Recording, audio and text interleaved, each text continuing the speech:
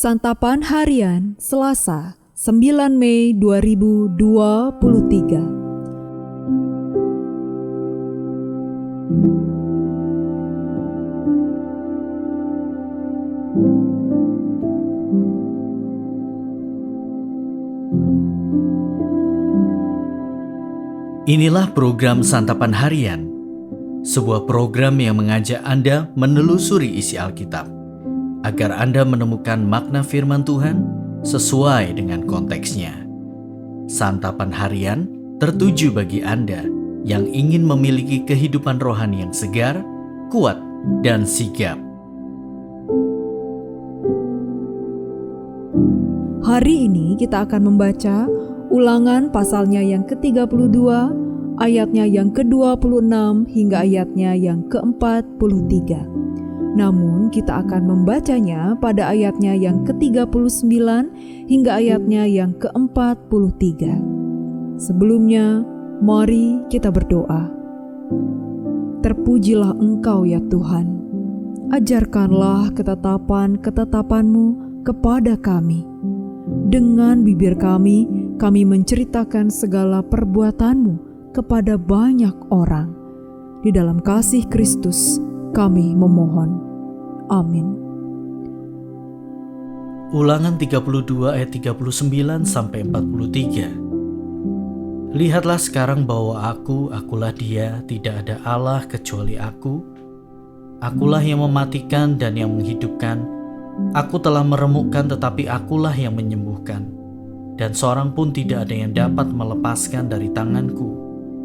Sesungguhnya Aku mengangkat tanganku ke langit dan berfirman, demi Aku yang hidup selama-lamanya, apabila Aku mengasah pedangku yang berkilat-kilat dan tanganku memegang penghukuman, maka Aku membalas dendam kepada lawanku dan mengadakan pembalasan kepada yang membenci Aku.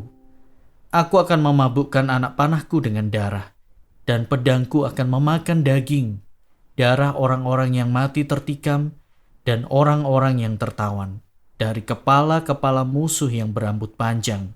Bersorak-sorailah hai bangsa-bangsa karena umatnya, sebab ia membalaskan darah hamba-hambanya. Ia membalas dendam kepada lawannya dan mengadakan pendamaian bagi tanah umatnya.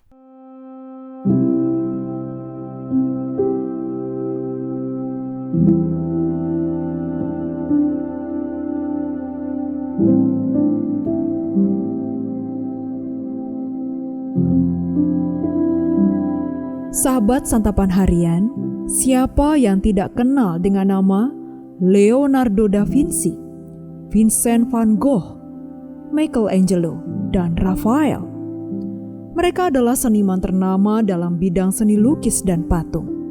Namun, ada yang jauh melebihi mereka, yaitu Allah. Allah adalah seniman agung yang karyanya adalah manusia yang dirancang untuk menyatakan segala karyanya. Allah sebagai seniman yang baik dan penuh cinta kasih tentu selalu menjaga karya ciptaannya. Sekalipun Allah amat murka kepada umat Israel, Ia juga amat menghargai hasil pekerjaannya.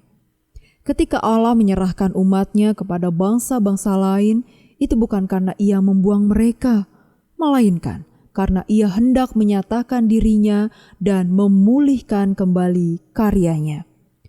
Kekalahan hebat yang akan menimpa umat Israel merupakan hasil karya Allah, bukan hasil karya para musuh dan bukan pula hasil karya orang Israel.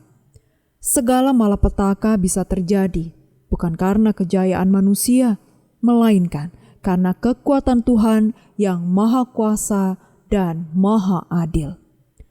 Hanya sesaat saja Allah menyerahkan karyanya ke tangan musuh.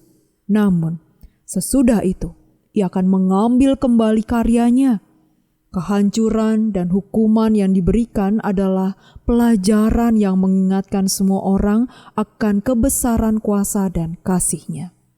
Hanya Allah yang memegang kuasa untuk menghidupkan dan mematikan serta mendatangkan penyakit dan menyembuhkan. Tak seorang pun akan dapat menghadapinya.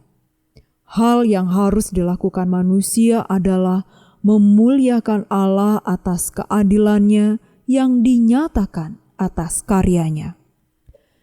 Kita semua adalah karya Allah yang terbaik. Namun, pemberontakan kita telah menyebabkan diri kita tidak terlihat seperti karya Allah. Persoalan kehidupan yang kita alami merupakan bagian yang Allah izinkan sebagai proses pembelajaran iman dalam rangka memulihkan ketaatan serta pengakuan kita akan kuasa dan kehendak Allah. Berdoalah, mintalah hikmat dari Allah agar kita bijaksana dalam memahami kehendak-Nya di dalam diri dan hidup kita sebagai karyanya. Mari kita berdoa. Mungkin kami tidak selalu bisa mengerti kehendak-Mu ya Bapa, tetapi kami mohon Engkau menolong kami untuk tunduk penuh. Ajarilah kami untuk percaya kepada kebaikan dan kesetiaan-Mu. Berikanlah kami hati yang taat. Dalam kasih-Mu Yesus, kami berteduh. Amin.